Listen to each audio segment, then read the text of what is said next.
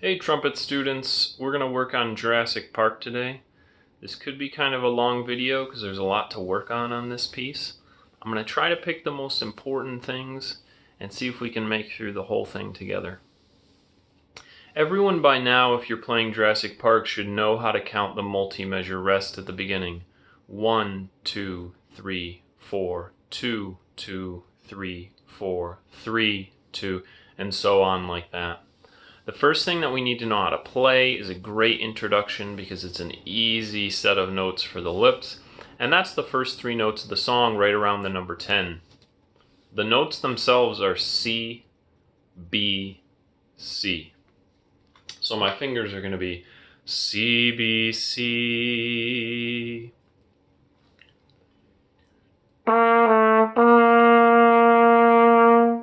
Now you'll notice there's a curved little slur on the first two notes. So the way to practice that is to play the first two notes slurred together like this. What we want to avoid is playing slur. We want to play slur tongue. So listen to the difference. I kind of emphasize the tonguing on the third note of the song so you can hear it. Ta, ta. A lot of people get tongue-tied with that. So if you're having trouble with that pattern with the slur, make sure you pause the video now and practice those first three notes doing slur, tongue. You actually play that pattern 3 times, like this.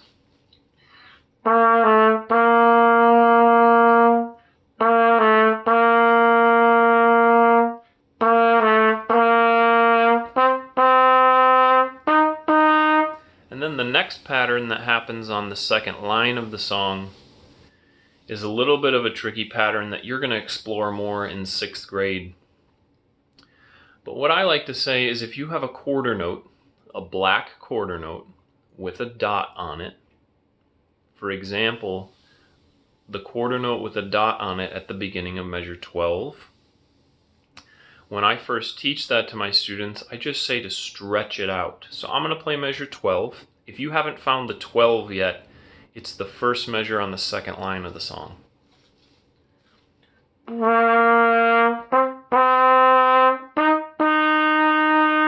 I would say stretch, T-ta.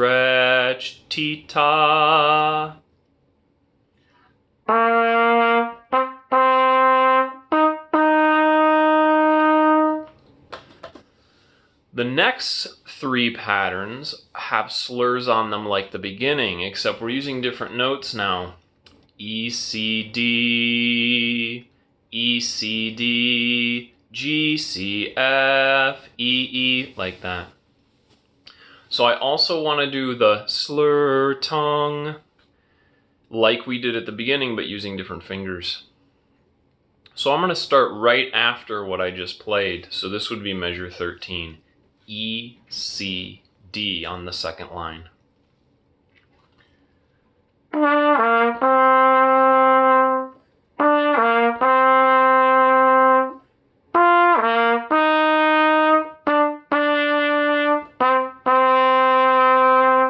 So that's a lot to talk about. So to kind of put it all together and so you can follow along with what I'm doing when you're not sitting right next to me, I'm going to play from 10 pretty slowly. I want you to focus on looking at your music while I play, and then maybe go back and listen to me again and focus on watching my fingers when I play and listen for all the details that you hear.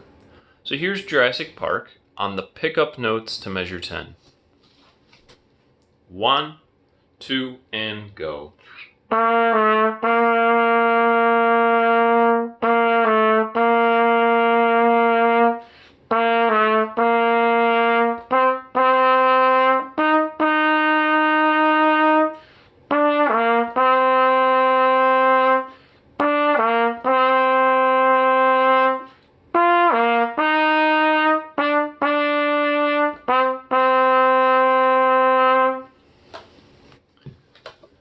If you'd like to follow along playing with me on that, that's great. If you want to pause it and do it for yourself, that's great too. If you think you're really ready to play this song, you can go up to the playlist tab and find Jurassic Park, the Jurassic Park video where I play through the whole song and try it out with me. The next section, which I think is the simplest, is the pickup notes to 18. And remember, when I say pickup notes, it just means the notes before something. So the pickups to 18 are just the two little notes before 18. This has the little slur pattern too, but then we play something more simple. 1, 2, and go.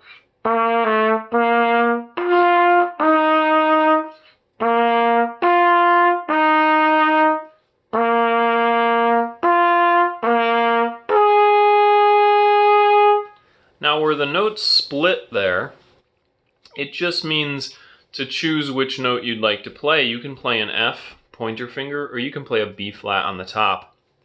If you're not very comfortable with playing a B flat, just choose to play the F, it's no big deal.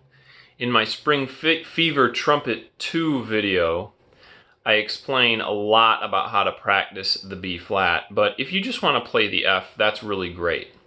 So I'm going to play that again, the pickups to 18, and this time I'm going to play the F on the split part, and I am going to go all the way to 24, slowly so you can follow along. So here are the pickups to 18 on Jurassic Park. 1, 2, 3.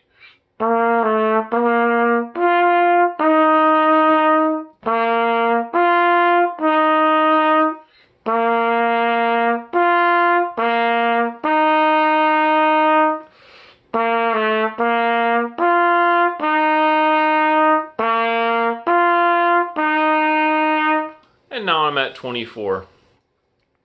If you'd like to play that a little bit quicker and in the context of the song, again, you can go back and watch my other Jurassic Park video where I play through the whole part. Next together, I'd like to point out to you the end of the song, which is number 46. If you look at 46, it's pretty easy to tell that it is the same music as number 18, so I won't be going over 46 in this video because I kind of already did at measure 18. The next thing we have to work on together is measure 24, and this is a very easy part to play as long as you understand how long each note is. So what I'd like you to do is put your finger on the first note of 24 and follow along with me. I'd like you to do that so you can understand which note I'm talking about in each measure.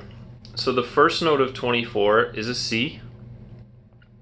Then we're going to jump up and play a G, slurred to an F sharp. If you haven't played an F sharp for a while or you've never learned an F sharp, it's very similar blowing as an F, so don't try to make it a higher partial or a lower partial. Just play it like an F, and there's one little difference that just makes it really easy. You push your middle finger instead of your first. So instead of playing G, F, G, at 24 we're going to play G, F sharp, G. So finger on 24 again, first note is a C, second note is G, slurred to an F sharp. And then the note I really want to talk about is the long G. This G is a half note G tied to a whole note G. So if we do our little kindergarten math problem that we always do with ties, that means that this G is a 2-beat note plus a 4-beat note, which would be a 6-beat note. I'm going to show you how I count that in my mind. Here's 24.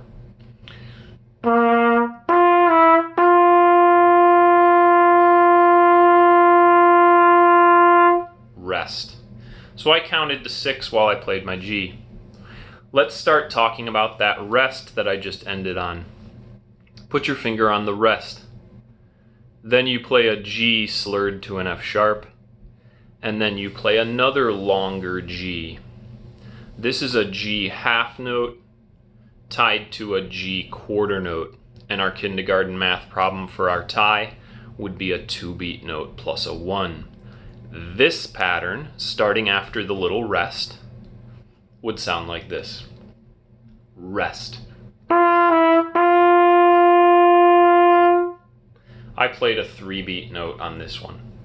Now the third F sharp pattern goes right where I left off, G, F sharp, and then a half note G for 2 beats. So I'm going to count with my fingers again so you can see what I'm thinking, and then you can go back the second time and play 24 with me. So here's 24.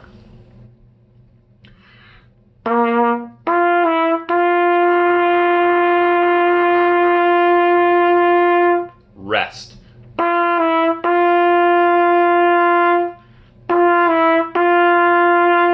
Rest. And then I'm on to my multi-measure rests.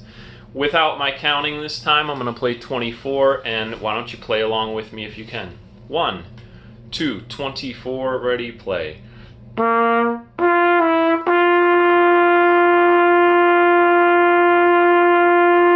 Rest.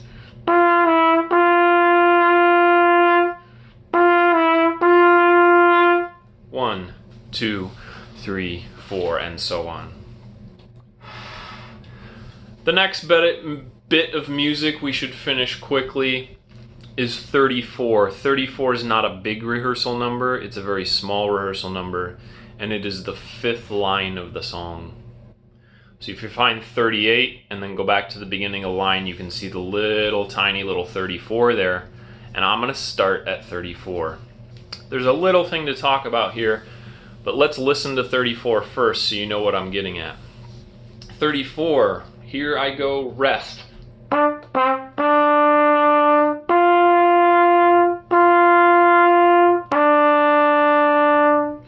Now this next part, C 8th note slurred up to F 8th note, is what I want to talk about. So when I say, hey, let's play that pattern, this is what I'm talking about. This is the pattern. C, F, F, G, D. The first thing you got to make sure you do is make sure you play 2 Fs. It's C, F, F. I'm going to practice that. Why don't you go ahead and play that back? C, F, F. Pause the video and try it yourself. Next, I'm going to go C, F, F, G, and then maybe land down on the D. So let's play that pattern. C, F, F. Concentrate on C, F, F. Here I go. 1, 2, 3.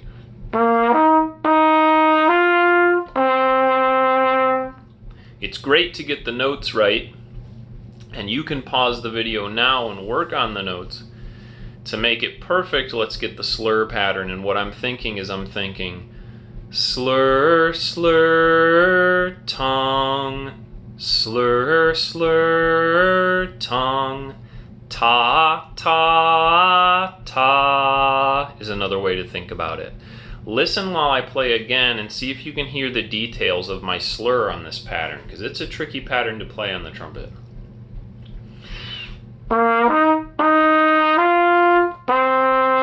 So again, pause the video and see if you can get the slurs on that pattern exactly right. The last and trickiest spot in the song is 38. 38 is full of easier patterns, but also some trickier patterns. I'm going to start right on 38 and let you hear how this chunk sounds. 38, here I go.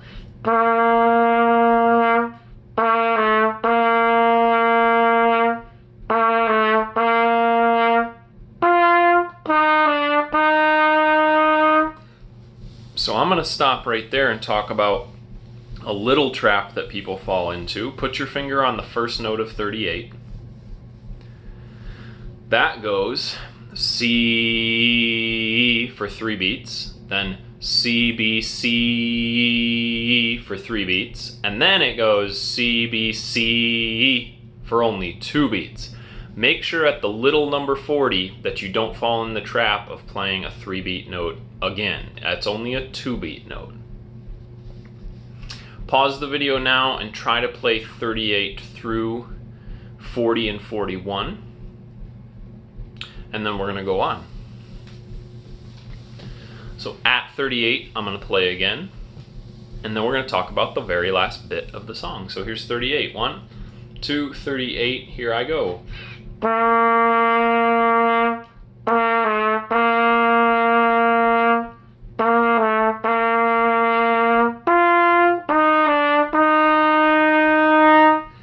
right where wherever I stopped just now is going to be our starting point. So let's start right where I left off. I'm going to play each one of these patterns very slowly.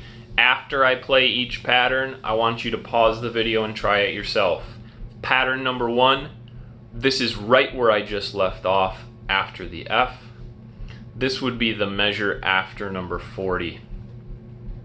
The measure after number 40. I'm going to start on G, D, F.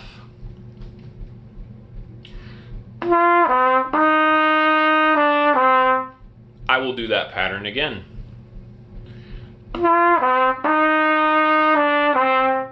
And then for a third time. I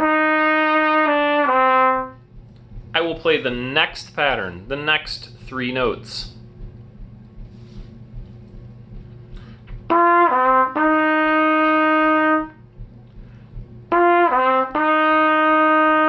And then for a third time. And then I'm going to play the very last pattern of this section, the next 5 or 6 notes. Here I go.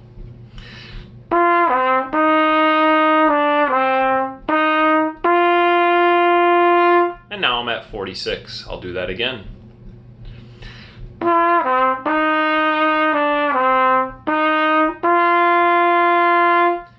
And one more time.